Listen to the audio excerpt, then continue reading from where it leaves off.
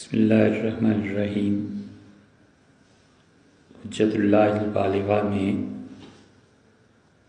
حضرت شاہ ولی اللہ رحمۃ اللہ علیہ نے انسانی اخلاقیات پر جو بحث کی ہے اس کی فروعات میں 4 چیزیں قائم کی ہیں، اور یہ بحث کافی حد تک سمٹ گئی، اور یہ 4 باتیں ان پر ایک نظر ڈال لیتے ہیں۔ شاہ صاحب رحمۃ اللہ علیہ نے پہلی بات یہ ارشاد فرمائی کہ یہ یاد رکھنا چاہیے کہ انسان کے اعمال اور اس کی اخلاقیات کی اصل وہ دونوں کا انسان کے نفس سے اٹھنا ہے۔ پھر دوسری بات وہ یہ کہتے ہیں کہ انسان کے اعمال اور اس کی اخلاقیات ختم نہیں ہو جاتی بلکہ نفس کی طرف لوٹتی ہیں۔ اور تیسری بات یہ فرمائی کہ اعمال اور اخلاقیات نفس کے دامن سے چمٹ جاتی ہیں، اور اعمال اور اخلاقیات دونوں اللہ کے ہاں ریکارڈ کر کے رکھ لی جاتی ہیں۔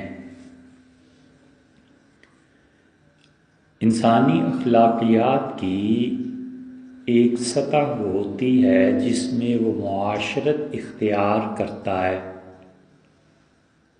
اور انسانی اخلاقیات ہی کی دوسری سطح وہ ہوتی ہے جس میں وہ نظریاتی طور پر بندھا ہوا ہوتا ہے، اور جو شخص یا قوم نظریاتی طور پر اخلاقیات کے کسی نظام سے نہیں بندھی ہوئی ہوتی تو اس کا ایک اچھا حل یہ بھی ہے کہ وہ قوم ختم ہو جائے، مر جائے، مٹ جائے۔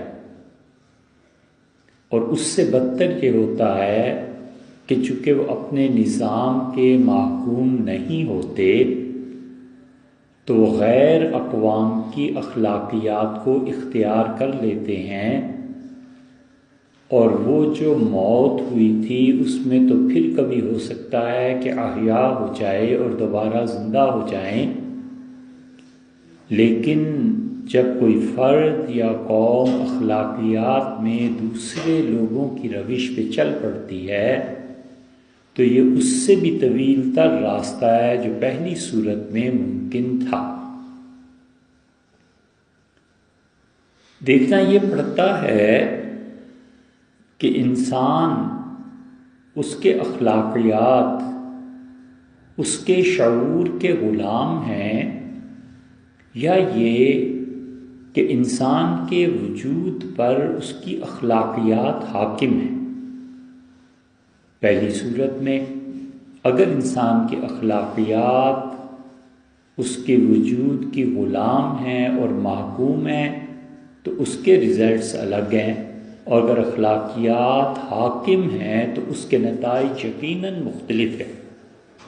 جب انسان کا شعور اور انسان کی سوچ تابع بن جاتی ہے اور قیدی بن جاتی ہے تو پھر اس قسم کے سوال اٹھتے ہیں کہ انسان ان اخلاقیات میں شک کرنے لگتا ہے، اور اس کی آسان مثال یہ سمجھ لیجئے کہ اگر وہ نظریات کے تحت ہے تو ایمان ایک نظریہ ہے، آخرت میں جواب دینا ایک نظریہ ہے، اللہ کے سامنے جواب دینے کا احساس یہ ایک نظریہ ہے، اللہ کی ذات اور اس کی پاک ذات اور اس کی صفات کو ماننا ایک نظریہ ہے۔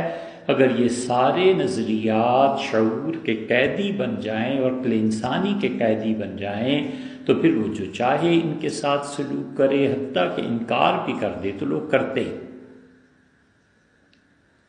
اور اگر یہ حاکم ہیں اور اگر یہ غالب ہیں اور بادشاہ ہیں تو انسانی شعور پھر اس کے مطابق چلتا ہے۔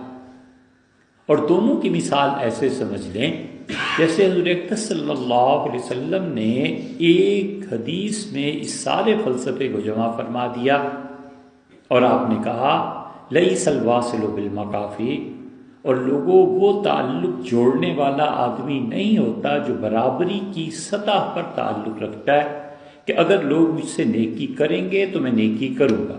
اس کا مطلب یہ ہوا کہ اس کا عقل اور شعور جوابی طور پر استعمال ہو رہا ہے، بلکہ فرمایا انما الواصل، لوگوں اچھے اخلاق تو اس کے ہیں جو کہتا ہے کہ لوگ نہیں بھی مجھ سے اچھا سلوک کریں گے تو بھی میں اچھا سلوک کروں گا۔ اس صورت میں انسان غالب آ جاتا ہے اپنے شعور پہ اور اس شعور کو اسی طرح استعمال کرتا ہے جیسے وہ چاہتا ہے۔ اخلاقیات متفقہ نظام ہے جس پہ لوگوں نے اتفاق کر لیا ہے، قوم اتفاق کر لیتی ہے، ان کے اخلاقیات بن جاتے ہیں، ایک گھر اتفاق کر لیتا ہے، اس کے اخلاقیات بن جاتے ہیں، سارے گھر والوں نے طے کر لیا کہ ہماری جتنی بھی اختلافات اور چیزیں ہیں یہ دادا مل کے طے کریں گے، دادا بیٹھیں گے تو طے کریں گے، یہ ایک نظام قائم ہو گیا۔ اب جو بھی رشتہ آتا ہے، جو بھی پیسہ آتا ہے، جو بھی کسی نے زمین لینی ہے، گھر بنانا ہے، تو بڑے آدمی کے پاس جائے گا اور انہیں کہے گا کہ آپ اس کا فیصلہ کر دیں۔ اسی طرح جب معاشرہ مجموعی اعتبار سے تشکیل پاتا ہے تو اس میں جو حکمرانی ہوتی ہے اس کی طرف وہ رجوع کرتا ہے اور چاہتا ہے کہ اس طرح سے کوئی نظام مرتب ہو جائے۔ تو یہ جو نظام مرتب ہو گیا وہ اس سارے ملک کا نظام ہے۔ آپ یورپ میں دیکھ لیں، کہیں دیکھ لیں، ان لوگوں کی اخلاقیات جو مرتب حالت میں ہمیں نظر آتی ہیں کہ ہر آدمی وہی کرتا ہوا ملے گا، ہر آدمی لائن میں کھڑا ہوا ملے گا، ہر آدمی نوکری کے اوقات کو پورا کر کے وغیرہ وغیرہ، جتنی بھی اخلاقیات ہیں اس کی اصل یہ ہے کہ متفقہ طور پہ انسانوں نے ایک نظام طے کر لیا اور اس نظام سے وہ انحراف نہیں کرتے۔ ٹرین پہ جانا ہے تو چاہے 100 آدمی کھڑے ہیں، کسی ایک آدمی کی ہمت نہیں ہوتی کہ وہ اٹھے اور پہلے نمبر پر چلا جائے، بلکہ وہ 99 کے بعد نمبر آئے گا۔ اس کے صبر کرنے کے علاوہ کوئی چارہ نہیں کہ وہ صبر کرے اور اس پر چلے۔ تو انسانی نفسیات اور انسان کے اعمال اور اخلاق یہ اس کے نفس سے پھوٹتے ہیں، جس فطرت پر وہ پیدا کیا جاتا ہے اس فطرت کے مطابق کام ہوتے ہیں۔ اس لیے شریعت نے سختی سے ان چیزوں سے روکا ہے جن چیزوں کی بنا غیر فطرت ہے، کیونکہ فطرت اللہ کی پیدا کرتا ہے اور فطرت کے ساتھ جو ٹکر لے گا وہ ہار جائے گا۔ فطرت کبھی بھی اپنے اوپر دوسری چیزوں کو غالب نہیں آنے دیتی، کیونکہ فطرت کا نظام کوئی آدمی جب بگاڑتا ہے تو اس کے بعد وہ اس کے نتائج بھی بھگتنے کو تیار رہے کہ فطرت کے نظام کو بگاڑنے کے نتیجے میں اس آدمی کی عقل مست ہو جاتی ہے، اور پھر نتیجہ یہ کہ جس طرح اس نے بگاڑ پیدا کیا اسی طرح بگڑے ہوئے فیصلے بھی وہ کرتا ہے۔ ایک چیز ہے منطق، ایک چیز ہے عقل، فلسفہ، بات اس سے ثابت نہیں ہوتی۔ دنیا میں بڑے سے بڑے فلسفے کے رد اور بڑی سے بڑی دلیل کا رد بس صرف اس بات پر پوشیدہ اور منحصر ہے کہ جو تم کہہ رہے ہو یہ انسانی فطرت کے خلاف ہے۔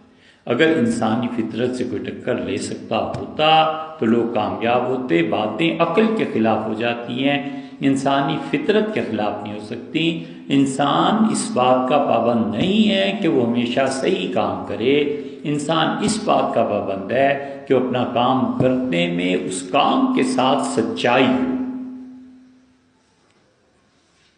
دنیا میں کوئی آدمی ایسا نہیں جو 100% ہی ٹھیک کام کرے، ہر ایک سے غلط کام ہوتے ہیں، ہر ایک کی غلطی اس کے اپنے درجے کی ہوتی ہے۔ اجتہادی خطا بھی ہوتی ہے، خطا عمد بھی ہوتی ہے، جان بوجھ کے کرتا ہے۔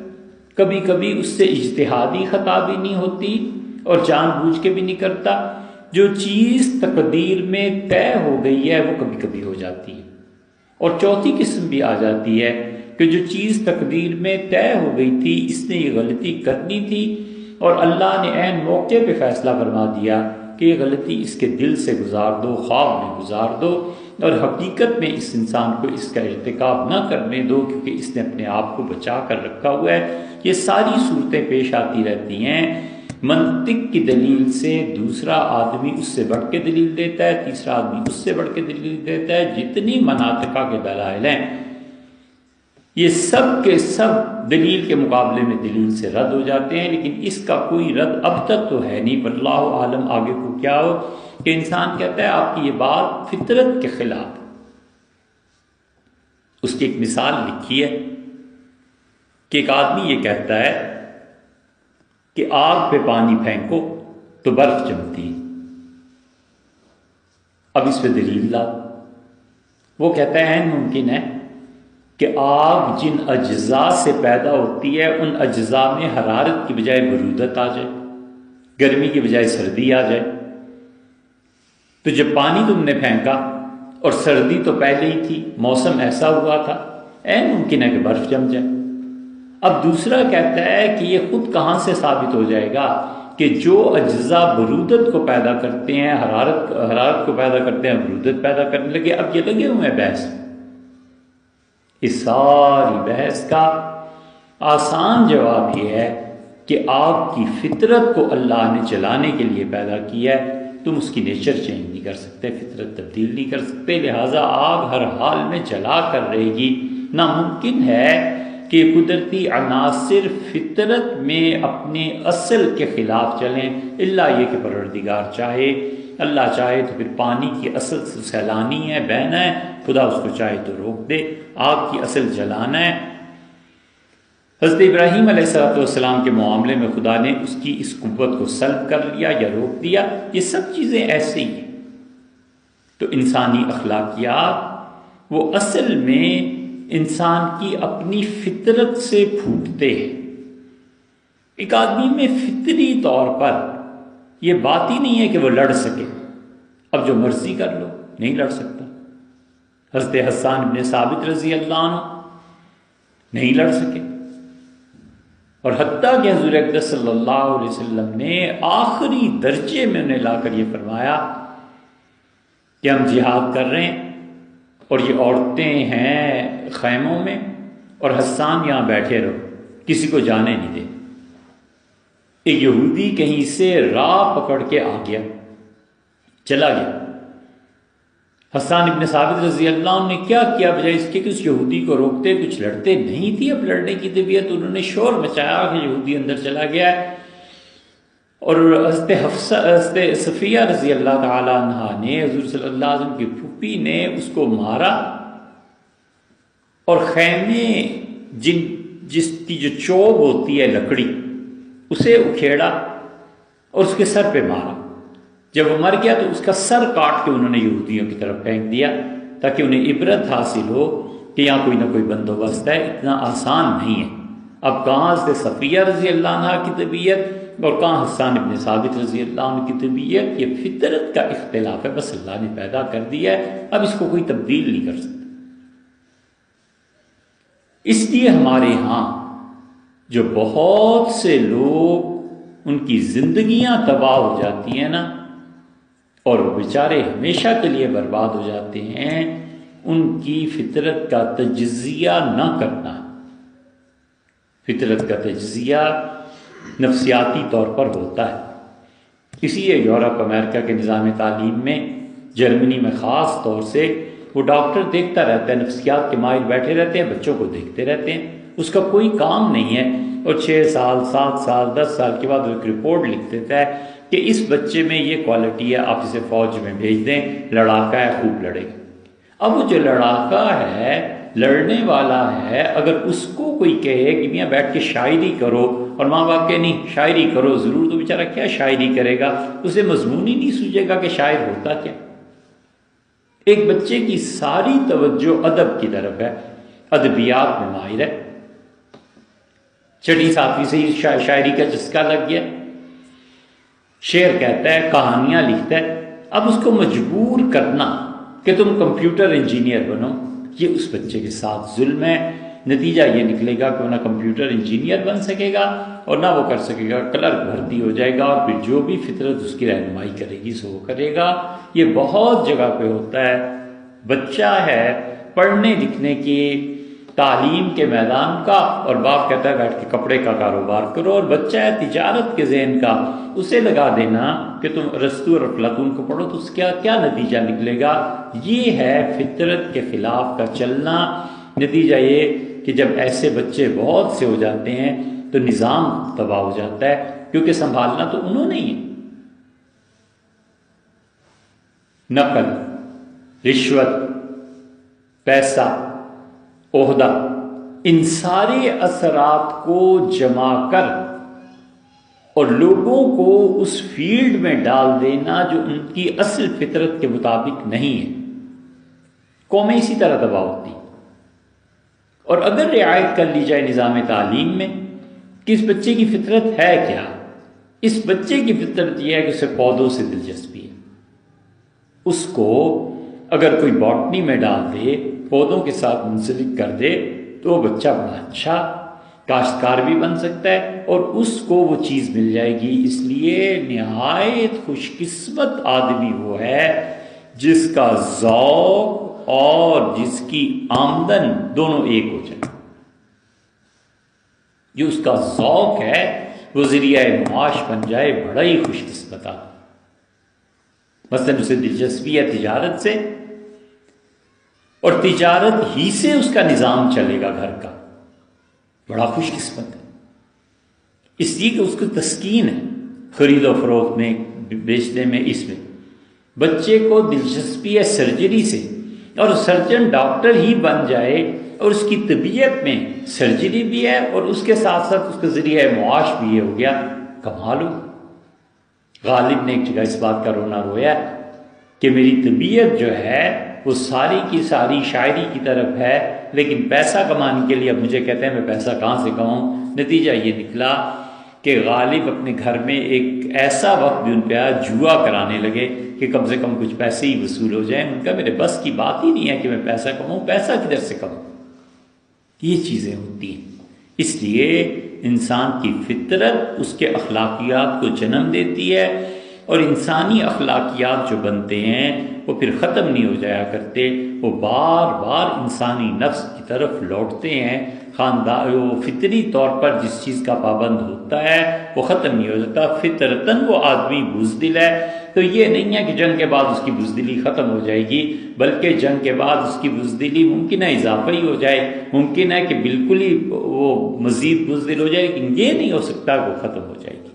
ایک بچہ لڑتا ہے اور اس کی طبیعت میں شوق ہے لڑائی کا، لوگوں کو مارنے کا، اور فوج میں وہ نہیں گیا۔ اگر وہ فوج میں چلا جاتا تو پتہ نہیں کس درجے تک ترقی کر جاتا اور کتنی لڑائیاں وہ لڑ لیتا۔ تو اس لیے یہ نہیں ہوتا کہ انسانی اخلاقیات وہ ختم ہو جائیں، بلکہ اس کا مظاہرہ ہوتا ہے، اور مظاہرہ ہونے کے بعد وہ اخلاقیات اس کے نفس کی طرف لوٹتے ہیں۔ نفس کی اس سے پرورش ہوتی ہے، نفس کی پرورش ایسے ہو جایا کرتی ہے کہ آہستہ آہستہ انسان اس سانچے میں مزید پختہ ہوتا چلا جاتا ہے، اور پھر یہ ساری چیزیں ہوتے ہوتے انسان کے اختیاری اعمال کی صورت دھار لیتی۔ انسان ہمیشہ یہ چاہتا ہے کہ اس کے علم اور معلومات میں عینیت واقع ہو جائے، جو اسے معلوم ہے وہی اس کا علم بن جائے۔ اسے معلوم غلط چیز ہے تو وہ چاہتا ہے چیز غلط ہو جائے۔ یہ انسان کی تمنا ہوتی ہے کہ علم اور معلومات میں عینیت ہو جائے، اور انسان کی دوسری بڑی تمنا یہ ہوتی ہے کہ جو اس کا تصور ہے وہ واقع ہو جائے، اور ہوتا ایسے نہیں ہے۔ تصور میں اس کے یہ ہوتا ہے کہ ٹاپ کر لوں کلاس کو، اور نہیں کر پاتا۔ یہ انسان میں فطرتاً چیزیں کہ انسان اپنے تصور کو واقعہ بنانا چاہتا ہے۔ اس کے تصور میں یہ ہوتا ہے کہ دروازے پہ کوئی آیا ہے، فلاں آدمی ہوگا۔ کبھی کبھی تمنا کرتا ہے کہ کاش یہ نہ ہو، اور وہ ہوتا ہے، اور کبھی تمنا کرتا ہے کہ کاش فلاں اور فلاں نہیں ہوتا، اور فلاں ہو بھی جاتا ہے۔ تو واقع تصور کو واقعہ میں لے آنا یہ انسانوں کی تمنائیں ہوتی ہیں، اور یہ تمنا اتنی گہری ہو جاتی ہے کہ پھر بسا اوقات انسان خواب بھی ایسے ہی دیکھنے لگتا ہے۔ وہ سمجھتا ہے کہ میں نے خواب میں دیکھا ہے، میں نے ٹاپ کر لیا ہے تو اب میں کر لوں گا، حالانکہ وہ خواب جو ہوتا ہے وہ خیالات کی بنا پر آتا ہے، وہ خواب اللہ کی طرف سے نہیں ہوتا، اسے پریشانی ہوتی۔ پھر پریشانی کس بات کی؟ تم نے جو تصور کیا وہ امر واقعہ، خیال جو تھا وہ خواب بن گیا، بس اتنی سی بات ہے۔ اور تیسری چیز جو انسانوں کے ساتھ ان کے اخلاقیات میں شامل ہے وہ بقا کی تمنا ہے۔ انسان چاہتا ہے کہ باقی رہے، اور اس بقا میں دونوں چیزیں اسے فنا کی طرف لے جاتی۔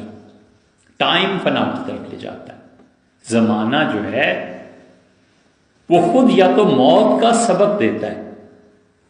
روز ہم سنتے ہیں فلاں مر گیا فلاں، اور زمانہ جو ہے وہ زندگی کو بھی بتاتا ہے۔ اب یہ بچہ 10 سال کا ہو گیا، 20 سال کا، اتنے سال کا ہو گیا، تو زمانہ آہستہ آہستہ فنا کی طرف لے جاتا ہے، اور مادہ فنا کی طرف لے جاتا ہے۔ جس مادے سے انسان پیدا ہوا ہے اس کا ماحصل انجام نکار فنا ہی فنا ہے، یہ ہو نہیں سکتا۔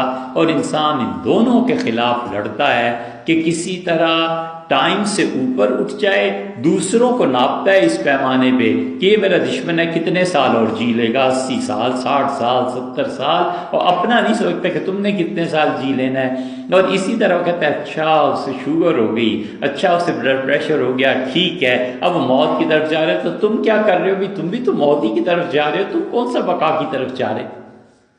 جو پیمانے اپنے دشمنوں کے لیے مرتب کرتا ہے، خود اپنے آپ کو اس پہ نہیں پرکھتا۔ کیوں نہیں پرکھتا؟ اس لیے کہ بقا کی تمنا ہوتی ہے کہ یہ باقی رہے، اور بقا ان چیزوں میں خاص طور سے جن چیزوں سے انسان کی روح کو سکون ملتا ہے، اطمینان اور لذت، اس کو وہ کہتا ہے باقی رہے۔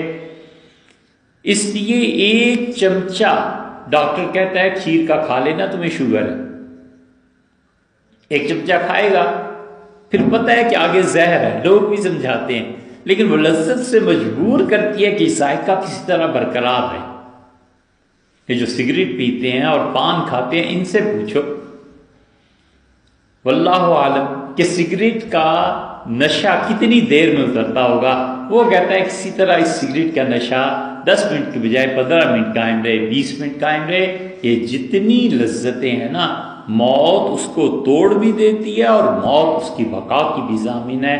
لذتوں کو توڑ دیتی ہے موت، یعنی اس میں آئندہ جہنم میں جانا ہے تو یہ لذتیں ختم ہو گئیں، اور اس کی بقا کی بھی ضامن ہے کہ دنیا میں جن چیزوں کا مزہ 10 منٹ اور 15 منٹ تھا، اللہ فرماتے ہیں جنت میں ہمیشہ ہمیشہ کے لیے ہے۔ اسی لیے دنیا میں دو چیزوں کا ڈر ہوتا ہے انسان کو، لذت کے متعلق، لطف کے متعلق، سکون کے متعلق، کہ کہیں یہ رک نہ جائے، کوئی سے روک نہ دے مجھ تک پہنچنے سے، اور دوسرا ڈر یہ ہوتا ہے کہ کہیں انقطاع ہی نہ ہو جائے۔ ہیٹر ہے، سردیوں میں لگا ہوا ہے، ڈرتا ہے کہ اگر پلگ ہل گیا نا تو یہ عارضی طور پر حدت مجھ تک پہنچنا بند ہو جائے گی، اور اس سے بڑا عذاب یہ ہے کہ اگر بجلی چلی گئی تو کیا ہوگا، سلسلہ ہی منقطع ہو جائے گا۔ انسان کو ہمیشہ یہ دو خوف رہتے ہیں، اسی لیے قرآن نے کتنی زبردست بات کی ہے۔ اللہ نے فرمایا جنت میں ہم یہ دیں گے، یہ دیں گے، یہ دیں گے، لا مقطوعۃ ولا ممنوع، اور یہ جو سلسلہ ہے جنت میں ان لذات کا، اور ان مہربانیوں کا، تو نہ کوئی روکنے والا ہوگا ان سے فائدہ اٹھانے کے لیے کہ تمہیں روک دے کہ فائدہ نہ اٹھاؤ، اور نہ ہی وہ سلسلہ ہم منقطع کریں گے، تسلسل کے ساتھ یہ چیز جاری رہے گی۔ تو اس لیے انسان کی فطرت میں یہ چیز خدا نے رکھ دی کہ وہ اچھائی کی بقا چاہتا ہے، اور اللہ نے اس کو بتا دیا کہ اگر بقا چاہیے اور اگر تصور کے مطابق واقعہ چاہیے اور علم اور معلوم کی عینیت چاہیے، تو اس کا واحد راستہ یہ ہے کہ تمہاری طبیعت کو ایمان کا محکوم بننا چاہیے۔ اگر شعور انسان کا وہ غالب آ جائے اور انسان شعور کا بندہ بن جائے اور اس پر ایمان حاکم نہ رہے، تو بھی نئے سے نئے گناہ کی باتیں ہوتی ہیں، نئے سے نئے سوالات پیدا ہوتے ہیں۔ بھلے عزب اللہ اساتذہ ایک مثال دیتے تھے، معلوم نہیں کہ وہ مثال کہنی چاہیے یا نہیں کہنی چاہیے، کیونکہ بسا اوقات کفر کا کوئی شبہ بیان کرنا بھی عذاب ہو جاتا ہے، وہ ایسی مصیبت بن جاتی ہے کہ دوسرا کوئی اس سے سن لے تو اس کے ذہن سے وہ پھر نکلتا ہی نہیں۔ فلاسفہ کہتے ہیں اللہ نے فرمایا ہے کہ وَمَا كُنَّا مُعَذِّبِينَ حَتَّى نَبْعَثَ رَسُولًا، اور ہم کسی کو عذاب نہیں دیتے جب تک کہ رسول نہ بھیج دیں۔ سیدھی سادی بات یہ ہے کہ انبیاء علیہ السلام آتے ہیں، تبلیغ کا حق ادا کرتے ہیں، جو منکر ہے اس کو عذاب ہوتا ہے۔ انہوں نے دوسرا نیلے پیدا کیا، دوسری طرف سے آئے، اور ان کا اس کا مطلب یہ ہے کہ خدا کا عذاب ہی نہیں آتا جب تک رسول نہ آئے، تو رسول نہ آئے اچھا ہے، پھر عذاب سے تو بچے رہیں گے۔ ان کا رسالت عذاب کا پیش خیمہ ہوتی ہے، معاذ اللہ، استغفر اللہ۔ یہ الٹی سوچ ہے، یہ فطرت، یہ الٹی سوچیں اس وقت پیدا ہوتی ہیں جب انسان پر ایمان حاکم نہیں ہوتا بلکہ اس کی عقل حاکم کلی طور پہ بن جاتی ہے، پھر ایسی چیزیں آتی ہیں۔ اس سے شاہ اللہ صاحب رحمۃ اللہ فرماتے ہیں کہ جتنے تمہارے اعمال ہیں نا، جتنے اخلاقیات ہیں، یہ نفس کے دامن سے چمٹ جاتے ہیں، وابستہ ہو جاتے ہیں، اور انسان کے جتنے اعمال اور اخلاق ہیں ان کا ریکارڈ اللہ کے پاس محفوظ ہوتا ہے۔ دو چیزیں الگ الگ، ایک ہے انسان میں ملکات کا ہونا، اخلاق میں ملکات کا ظہور ہوتا ہے۔ ایک آدمی میں ملکہ ہے سخاوت کا، پیسے نہیں ہیں، وہ اس حال میں بھی سخی ہے اللہ کے ہاں۔ اللہ کو معلوم ہے کہ اگر اسے 1 کروڑ دے دے تو شاید 1 گھنٹہ بھی اپنے پاس نہ رکھے، اس کی طبیعت میں سخاوت ہے۔ ایک آدمی کی طبیعت میں ظلم ہے، اور ہے کوئی بھی نہیں جس پہ ظلم کرے، مخلوق ہی نہیں ہے، لوگ ہی نہیں ہیں جن پہ ظلم کرے، عہدہ ہی نہیں ہے جس کی وجہ سے ظلم کرے، لیکن طبیعت میں ظلم بھرا ہوا ہے نا، تو اگر اسے کہیں 2-4 آدمیوں پہ حکمرانی مل جائے تو مار دے ان آدمیوں کو۔ اگر خدا اسے اس ظلم کے ملکے کی وجہ سے بھی عذاب دے تو اللہ کا حق بنتا ہے، اور اسے ثواب دے تو اللہ کا حق بنتا ہے، اس لیے کہ ملکات انسان میں محفوظ رہتے ہیں۔ بعض لوگوں میں شرافت کا ملکہ ہوتا ہے، ان انسانوں کو کچھ بھی نہ سمجھاؤ، کچھ بھی نہ کہو تو بھی شریف ہوتے ہیں۔ بنیادی طور پہ ان میں یہ ہوتا ہی نہیں ہے کہ کسی کو تنگ کرنا ہے، کسی کو ستانا ہے، اور بعض میں بالکل اس کے برعکس شرارت بھری ہوئی ہوتی ہے کہ کسی طرح کوئی ملے اور اس انسان کو تنگ کریں، جانوروں کو تنگ کریں، حتیٰ کہ کوئی بھی نہ ملے تو اپنے آپ کو ہی تنگ کریں، اپنے آپ کو ہی عذاب میں ڈال لو، اپنے آپ کی مصیبت میں ڈال لو۔ یہ سب کیا ہیں؟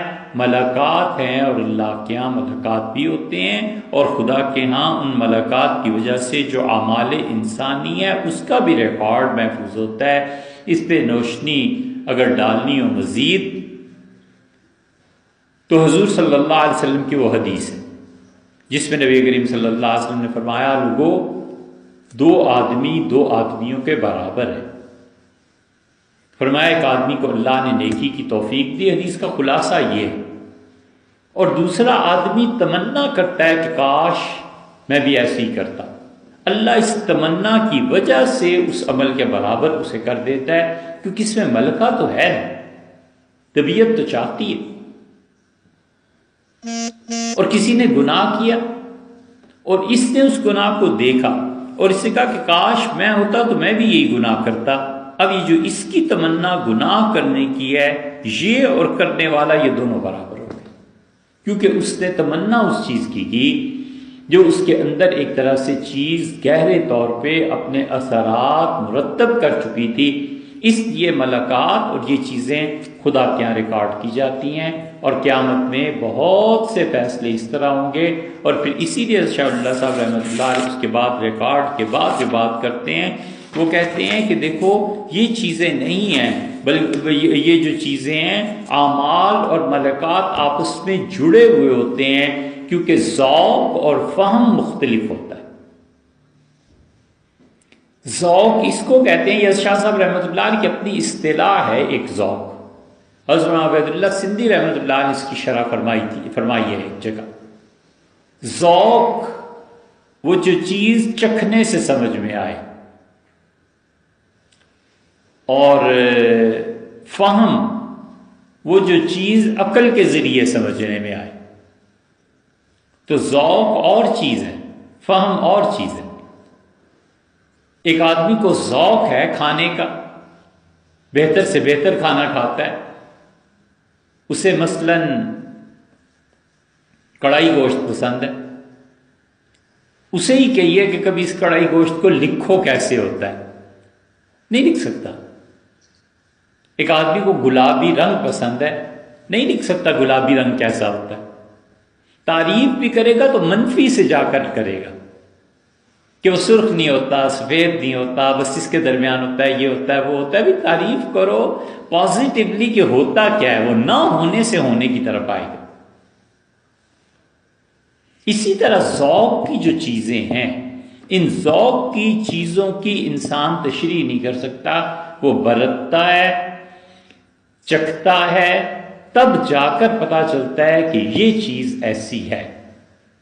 اور اسی طرح جو چیزیں انسانی عقل میں آتی ہیں، انسانی عقل میں آنے والی چیزیں، سمجھنے والی چیزیں، اس کا ذوق سے کوئی تعلق نہیں ہوتا۔ 2 + 2 4 ہی ہے نا، اب اس کے چکھنے سے کیا تعلق ہے؟ یہ جتنی میتھمیٹکس ہے یہ ساری سمجھنے کی چیز ہے، اس کے چکھنے سے کیا تعلق ہے؟ تو اسی شاہ صاحب رحمۃ اللہ علیہ نے بتایا کہ دیکھو کبھی کبھی ایسے بھی ہوتا ہے کہ اللہ کے یہاں ملکات ریکارڈ کیے جاتے ہیں، اور کچھ انسان ہوتے ہیں جن کے اعمال ریکارڈ کیے جاتے ہیں۔ 2 مختلف طرح کے لوگ ہوتے ہیں۔ اللہ کس انسان کے ساتھ کیا کرتا ہے یہ اللہ ہی بہتر جانتا ہے۔ روایت ہے، ممکن ہے کسی راوی کا تصرف بھی ہو، لیکن کہتے ہیں کہ ایک آدمی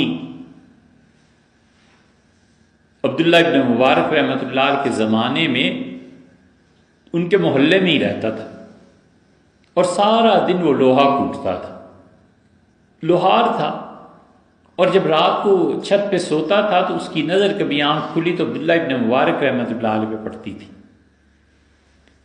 وہ حضرت کو دیکھتا تھا، لکھ رہے ہیں، پڑھ رہے ہیں، نماز پڑھ رہے ہیں وغیرہ وغیرہ، تو بڑی اس کی تمنا ہوتی تھی، کہتا تھا کاش اللہ مجھے بھی اتنی فرصت ملتی، میں بھی تیری ایسی عبادت کرتا۔